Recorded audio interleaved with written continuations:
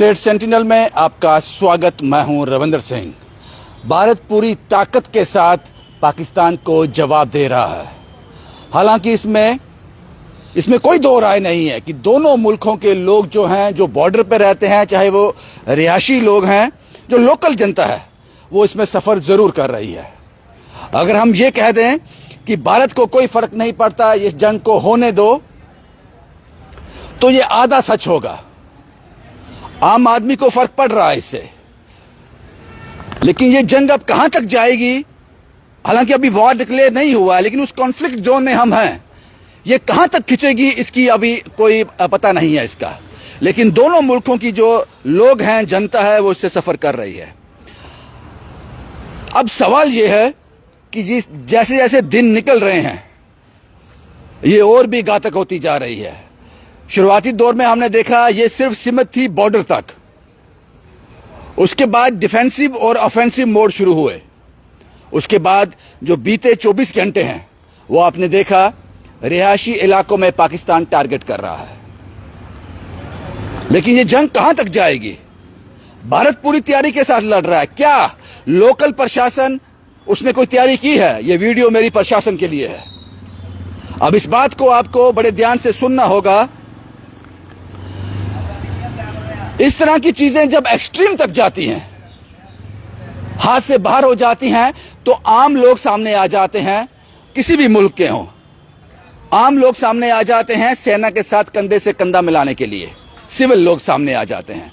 लेकिन क्या जम्मू कश्मीर का जो जनता है, जो लोग हैं, वो इतने सक्षम हैं जब उनकी जरूरत पड़े वो अपनी सुरक्षा कर सकते हैं, जब भारत की सुरक्षा में योगदान दे सकते हैं?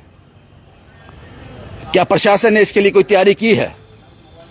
अब सुनिए मैं किस मौजू पर, किस मुद्दे पर बात करने जा रहा हूं। जिन लोगों के पास लाइसेंस है गन के, उनके पास गन तो है, लेकिन गोलियां नहीं हैं। वो गन सिर्फ एक स्टिक के ज्यादा कोई काम नहीं करेगी। वो कोई हथियार है नहीं। अगर जरूरत पड़ती है आम आदमी की, तो वो क्या करेगा? क्योंकि आपने एक रोक लगा के देखी, एक लंबे समय से जम्मू कश्मीर में सभी दुकानें बंद हैं। यहां पर ये सेल परचेज होता है। तो अब सवाल ये है, हम ये नहीं कहते कि आम आदमी को लाइसेंस बांटना शुरू कर दो। जिनके पास ऑलरेडी लाइसेंस है, उनके पास जो वेपन है वो किसी काम के हैं। ये माइक इस कैमरे के बिना किसी काम का नहीं है। ये जब दोनों मिल जाएंगे तो खबर आप तक आएगी, आवाज आप तक पहुंचेगी, तस्वीर आप तक पहुंचेगी। क्या जो गन उनके पास है वो किसी काम की है? अगर उनको भारत के लिए, अपने दुश्मन के लिए वो गन इस्तेमाल करनी पड़ी, सिविल सोसाइटी को, आम आदमी को, वो क्या करेगा? उसके पास कार्ट्रिज नहीं है। क्या लोकल प्रशासन, जम्मू कश्मीर का प्रशासन इस ओर काम कर रहा है? क्या उनको इतना सक्षम बनाने की कोशिश की जा रही है? मुझे लगता है ये कोशिश शुरू होगी कि अगर उनकी जरूरत पड़े ऑन स्पॉट आपको, ऐसा हमने 65 और 71 में देखा है। जम्मू कश्मीर के लोग देशभक्त लोग हैं, ये सामने आ जाएंगे, अपनी जान की परवाह नहीं करेंगे। लेकिन जब ये सामने आए तो मारने के लिए सामने आए, मरने के लिए सामने ना आए। इसके लिए आपको इनको ताकत देनी पड़ेगी। वो ताकत है जिनके पास लाइसेंस होल्डर हैं, जिनके पास बंदूक है, उनको गोलियां कम से कम, उनके पास कार्ट्रिज तो हो।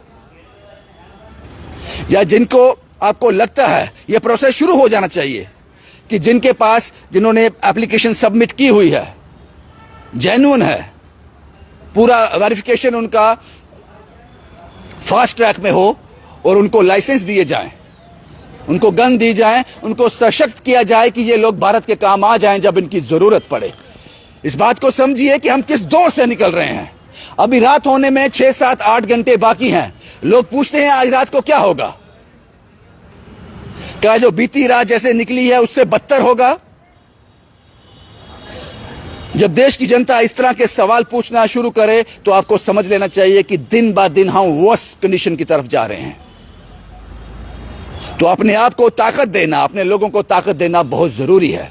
जो मैं जम्मू कश्मीर के प्रशासन से कहना चाहता हूं, मैं उम्मीद करता हूं आपको मेरी बात समझ आई होगी क्योंकि हमको मीन टाइम में नहीं सोचना है कि जब आप इन लोगों को पुकार दो, इन लोगों की जरूरत आपको पड़े, आप इन लोगों को बुलाओ, तो तब आपको पता चले तो इनके पास तो बाजू ही नहीं है, इनके पास ताकत ही नहीं है। उस ताकत को उनको देने के लिए, उनको सक्षम बनाने के लिए आज से प्रोसेस शुरू करना पड़ेगा। आप इस ओर क्या करने जा रहे हो, इसको जरूर, ये सब जो वीडियो है मेरा, ये प्रशासन के लिए है, ये एडमिनिस्ट्रेशन के लोगों के लिए है। अगर इस वीडियो को डिवकॉम साहब देख रहे हैं, डीसी देख रहे हैं, एलजी साहब का ऑफिस से कोई देख रहे हैं, तो इसको वीडियो को नोटिस में लाना, इसको देखकर कुछ देर के लिए इसके बारे में सोचना, क्योंकि वक्त पे लिया गया फैसला काम आ जाता है और हड़बड़ी में ऑन स्पॉट किए गए फैसले, अंधाधुंध किए गए फैसले, गलत लोगों के हाथों में आप कुछ चीजें दे दोगे। लेकिन जरूरत है आज से इसको अमल में लाने की। जिन लोगों के पास लाइसेंस है, गन है, उनके पास कार्ट्रिज नहीं है, इसका मतलब उनके हाथ में सिर्फ डंडा है, सिर्फ स्टिक है। वो वेपन किसी काम का नहीं, देश के काम नहीं आएगा। इस पर गौर करना जो मैंने आपके सामने बात रखी, क्योंकि हर पहलू के बारे में, हर एंगल से आपको सोचना पड़ेगा। इस जो वार कॉन्फ्लिक्ट में हम लोग हैं, इसके लिए प्लानिंग की जरूरत है। बड़ी बड़ी बातें करने से जो हम कुछ नेशनल चैनल पर देखते हैं, उनके हिसाब से तो हमने आधा पाकिस्तान तबाह कर दिया। लेकिन अगर आपको तरीके से इस वार कॉन्फ्लिक्ट से बाहर निकलना है, दबदबे के साथ निकलना है, इज्जत के साथ निकलना है, तो प्लानिंग आपको करनी पड़ेगी। आपको इसके लिए रणनीति तैयार करनी पड़ेगी। और उस रणनीति का एक हिस्सा यह भी रहेगा कि जिन लोगों के पास लाइसेंस हैं उनको कार्ट्रिज दी जाए, और जिन लोगों को, जिन्होंने ये एप्लीकेशन दी है लाइसेंस के लिए, उनको फास्ट ट्रैक पर वेरीफाई करके उनके हाथों में गन दे दी जाए। वेरीफाई करके, ऐसे गलत हाथों में गन मत दो, वेरीफाई करके और लाइसेंस इशू करना चाहिए। ये लोग देश के एसेट हैं, ये लोग देश के एसेट हैं, ये काम आएंगे देश के। इस पर जरूर गौर करना। शुभम कुमार के साथ Ravindra Singh, the state sentinel के लिए।